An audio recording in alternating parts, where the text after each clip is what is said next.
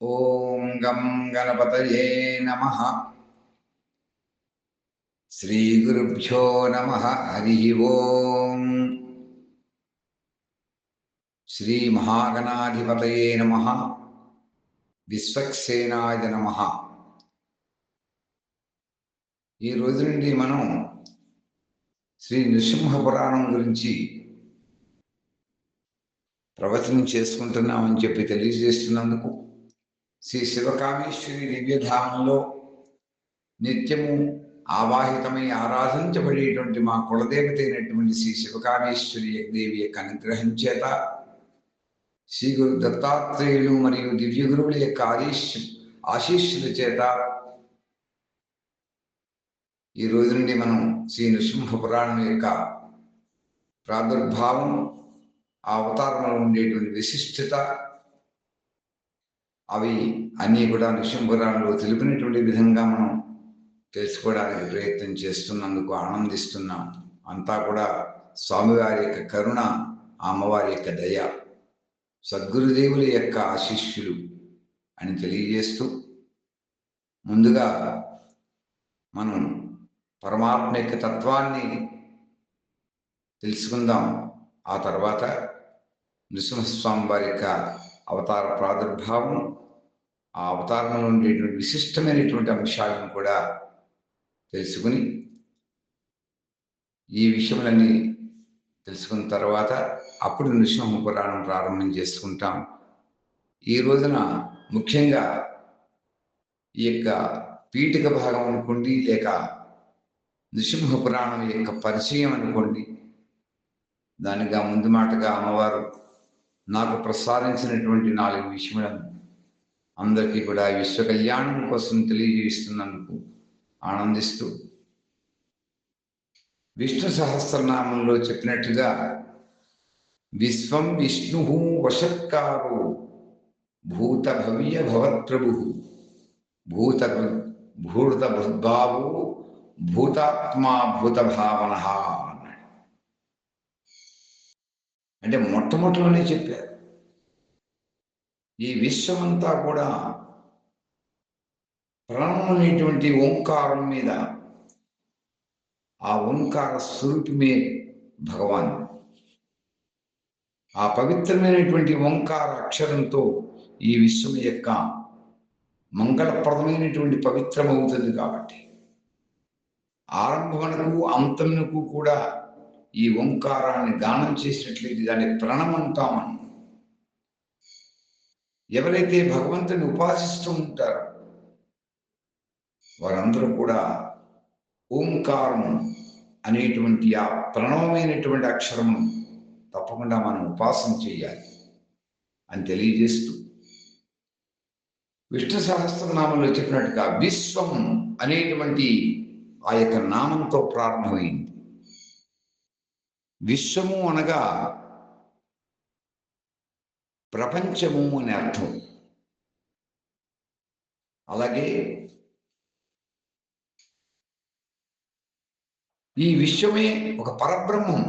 ఈ విశ్వమంతా కూడా పరబ్రహ్మ స్వరూపం. ఈ విశ్వమునకు పురుషుడు ఎవరు ఉంటే ఆ పరమేశ్వరుడు. అంతేత ఈ విశ్వమంతా కూడా వ్యాపించుకుని ఉన్నటువంటి వాడే పరమేశ్వరుడు. అంతటా కూడా వ్యాపించుకుని ఉన్నవాడు అని ఈ విష్ణువు అనేటువంటి పదానికి అర్థం. సర్వవ్యాపకుడు, దేశకాల వస్తు పరిచ్ఛేద శూన్యము అయినటువంటి మహాస్వరూపము అయినటువంటి వాడు ఆ విష్ణుమూర్తి, ఆ జగన్నాథ యొక్క స్వామి యొక్క రూపమని దీని యొక్క భావం. విష్ అంటే ప్రవేశించుట అని అర్థం. అంటే పరమాత్మ యొక్క శక్తి ఈ విశ్వమందు అంతా కూడా ప్రతి అణువునందు కూడా ప్రతిష్ఠితమై ఉంటుంది అని భావం. అందుకని పెద్దలు అంటారు అనూరణీయాన్ మహతో మహీయాన్ అని. అంటే ఈ నామం ఇంకో తత్వాన్ని చెబుతుంది, ఆత్మ సర్వగతం అనేటువంటి భావాన్ని చెబుతుంది. అంటే ఆత్మతత్వాన్ని గుర్తించడానికి పరమాత్మ అంతా కూడా సర్వత్ర వ్యాపించి ఉన్నాడు అని చెప్పారు. ఈ విశ్వమంతా కూడా పరమాత్మమయం, దాంట్లో అనువనున్నా కూడా పరమేశ్వరుడు వ్యాపకమై ఉన్నాడు, అన్నింటి యందు కూడా ఉన్నాడు. అలాగే ఆ ప్రవేశించినటువంటి వాడు త్రికాలమునకు కూడా అధిపతి. అందుకే చెప్తారు భూత భవ్య భవత్ప్రభు.